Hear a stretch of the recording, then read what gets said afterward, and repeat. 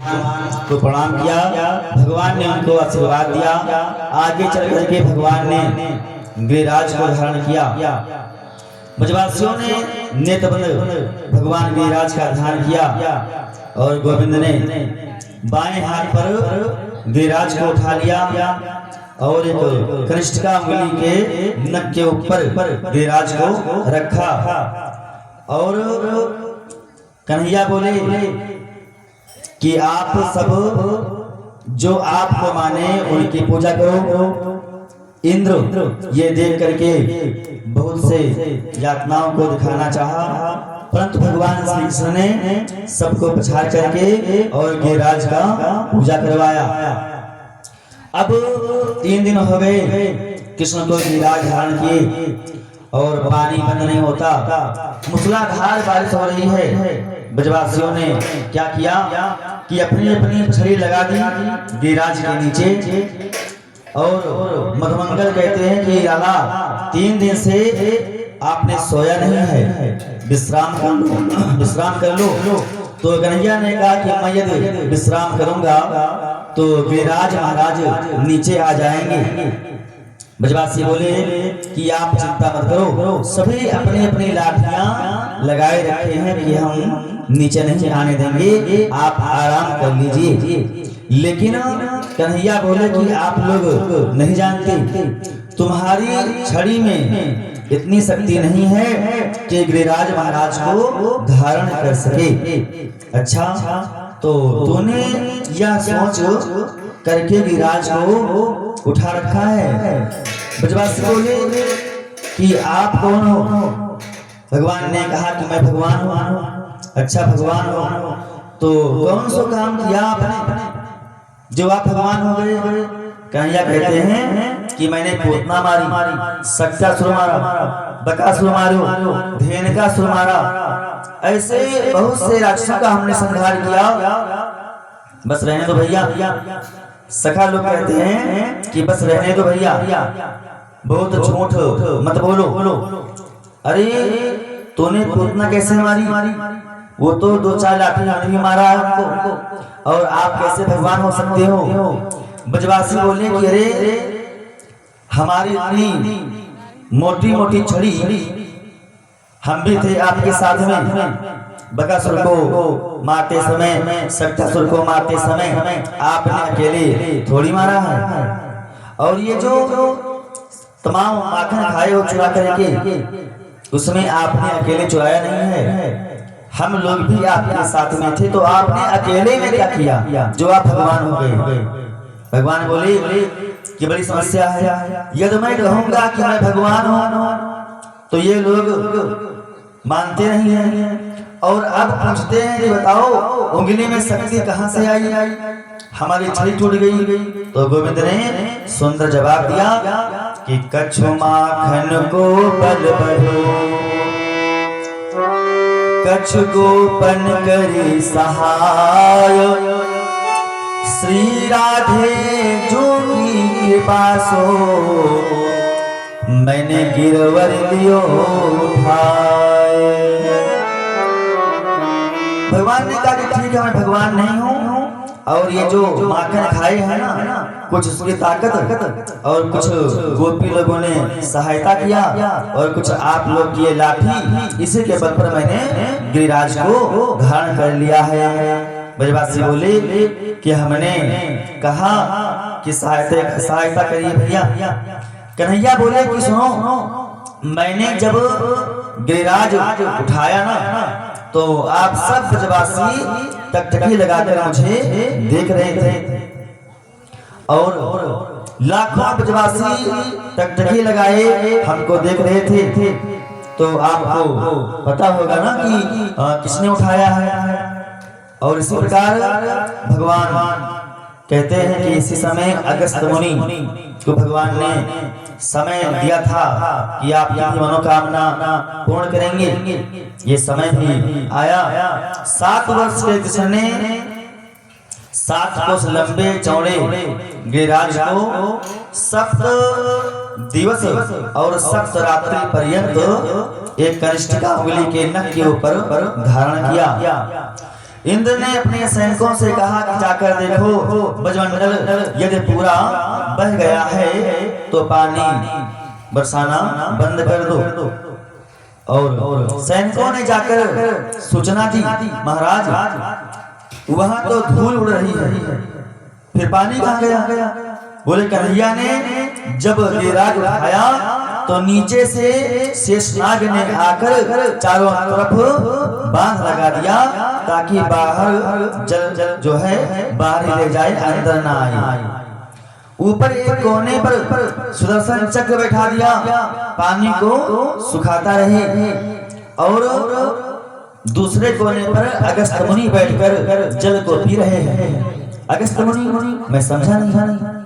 बोले भगवान राम जब रावण को मार कर आए तो अयोध्या में जब राम जी का राज तिलक हो गया, माता जानकी जी की ब्राह्मणों में बड़ी श्रद्धा थी और ब्राह्मण में श्रद्धा होनी भी चाहिए। मैया कहती है कि मैं अपने हाथ से भोजन बनाऊंगी और अगस्त मुनि को ब्राह्मण को भोजन कराओ।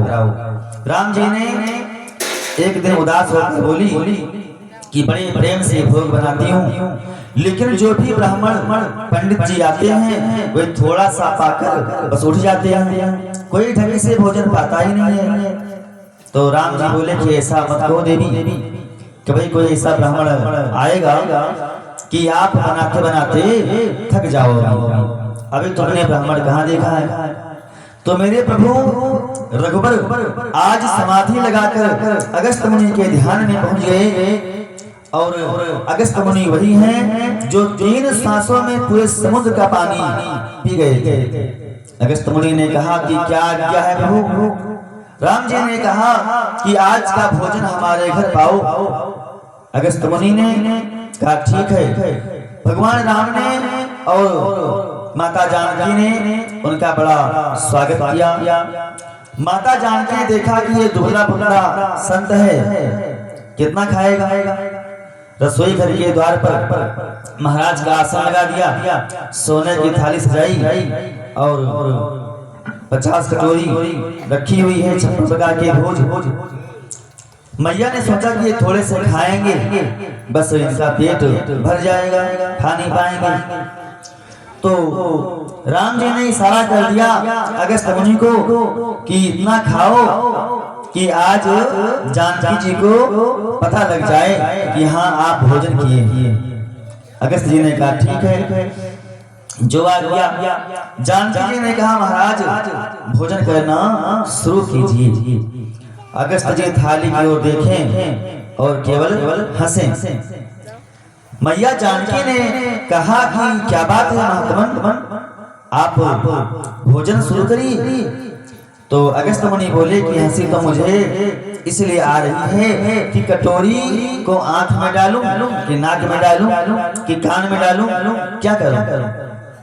बोले आप भोजन करना है तो सही ढंग से भोजन कराओ, नहीं तो रहने दो। मैया जानकी को बड़ी प्रसन्नता हुई और कोई भोजन करने वाला तो आया। महाराज आप पाइए और मैं बनाती हूँ। 11 बजे भोजन शुरू किया। महाराज सायंकाल हो गया, उनको डकार भी नहीं। जानकी जी ने 15 बार तो आटा गूंथा। जब सायंकाल हो गया तो अगस्त मुनि से बोले कि और चाहिए। अगस्त जी ने कहा कि महाराज अभी तो हमने शुरुआत किया है, अभी हमने भोजन सही से किया नहीं है। जानकी जी ने सोचा कि नहीं बाबा सुनिए, आप प्रेम से पाइए और मैं भी और लाती हूँ आपके लिए भोजन।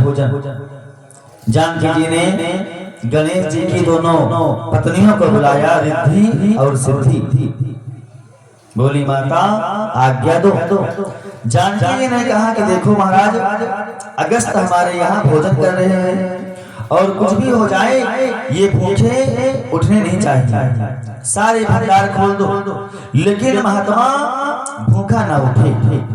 रिद्धि सिद्धि जहाँ बैठ जाए वहाँ किस बात कमी है। रिद्धि सिद्धि महाराज को पूरी बनाकर परोसती जा रही हैं। महाराज बड़े प्रेम से भोजन पा रहे हैं। 3 दिन और 3 रात्रि हो गए, महात्मा जी का अखंड भोजन चल रहा है। जानकी जी रसोई के द्वार पर आई तो रिद्धि सिद्धि के सामने माता जानकी ने गणपति को बुलाया। और इसी प्रकार अगस्त बोले चिंता मत करो, आधा भोजन हो जाएगा तो पानी पी लेंगे। जानकी जी ने कहा कि वो महाराज ये ऐसा महात्मा है कि अभी आधा नहीं हुआ है। अरे आज 3 दिन और 3 रात से आप भोजन कर रहे हो, अभी कितना खाओगे?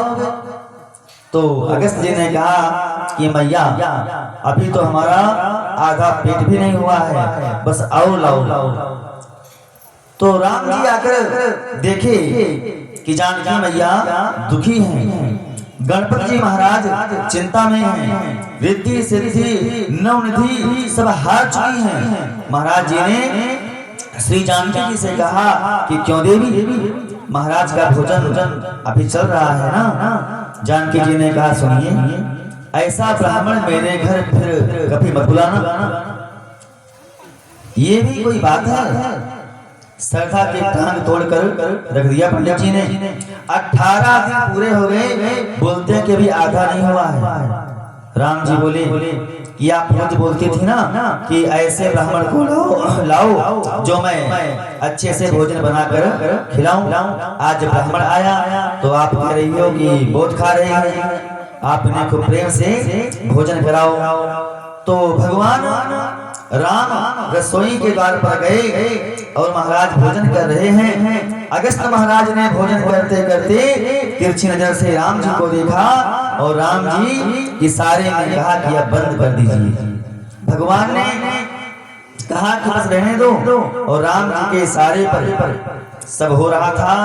अगस्त मुनि 18वें दिन शाम को डकारा भोजन करने के बाद तो अगस्त जी ने कहा कि अब जल लाओ। तो देवी का मन फिर दुखी हुआ कि ये अभी जैसे भोजन किए हैं वैसे जल पिएंगे।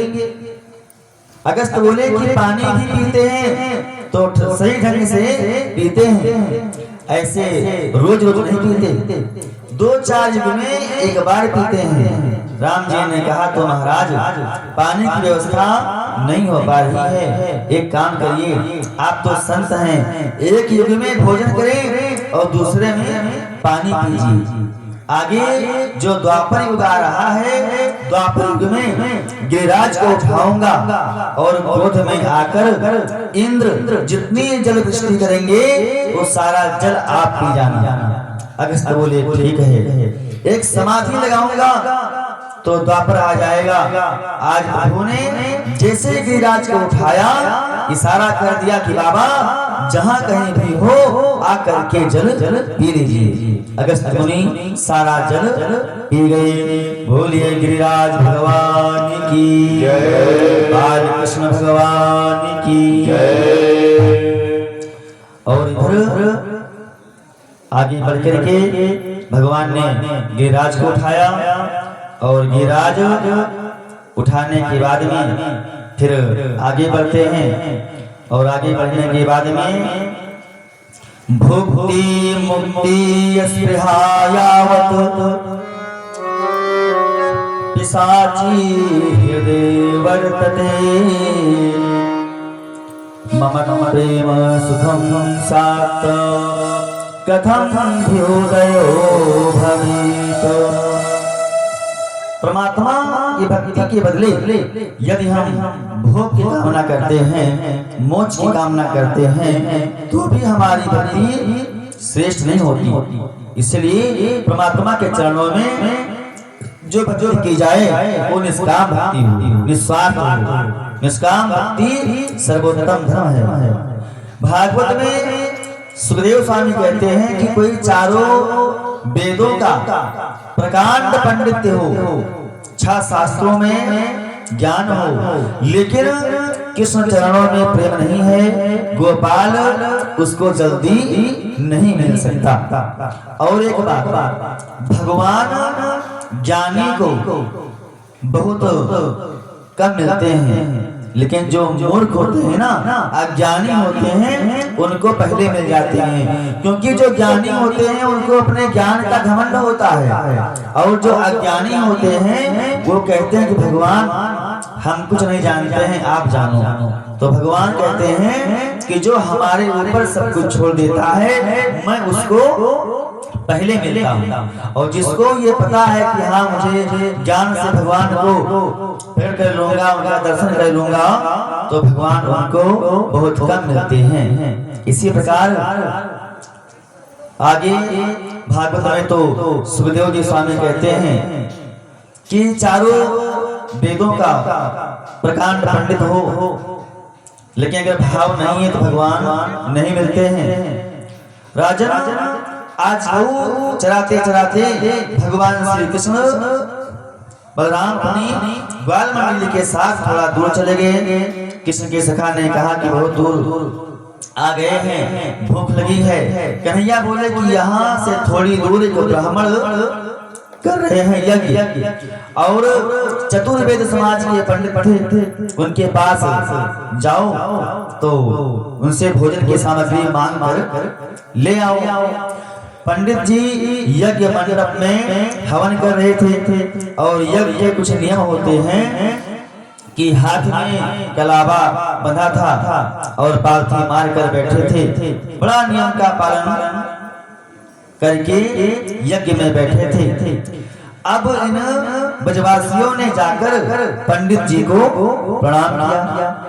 हे भूमदेवा सुन तू कृष्णादेश कारिणा प्राप्तांजनितं भद्रं वो गोपालो राम चोदितान। हे ब्राह्मण देवता, हम श्री कृष्ण बलराम के आदेश का पालन करके आए हैं, और यहाँ से थोड़ी दूर पर कृष्ण बलराम दोनों भैया गौ चराने आए हैं। उन दोनों को बड़ी जोर की भूख लगी है, आप कुछ खाने को दे दीजिए। तो पंडित जी को बड़ा अभिमान था। कहाँ से आए हो गावरिया? अभिमान ही सब काम बिगाड़ देता है। पंडित जी ने कहा कि पढ़े लिखे नहीं हो, गावरिया हो, कहाँ से आए हो? तो कहा कि महाराज हम पढ़े लिखे नहीं हैं। उनको फटकार लगा दिया। कन्हैया बोले कि ऐसे क्यों बोल रहे हो? कहा महाराज रहने दो, हमें भोजन मत दीजिए। पंडित जी तो इतने अभिमानी कि हमारी राम राम भी नहीं स्वीकार किया। तो कन्हैया बोले कि तुम बड़े भोले भाले हो। अरे भैया, पंडितों के पास क्यों गए? माताओं के पास जाओ। माताओं के पास जाते तो फिर देखते कि आपको थाली भर के भोजन मिल जाते। तो इसी प्रकार जहां पंडित लोग के यज्ञ मंडप बने हैं, उसके सामने ही उनके घर बने हैं। और अब पंडित जी लोग साथ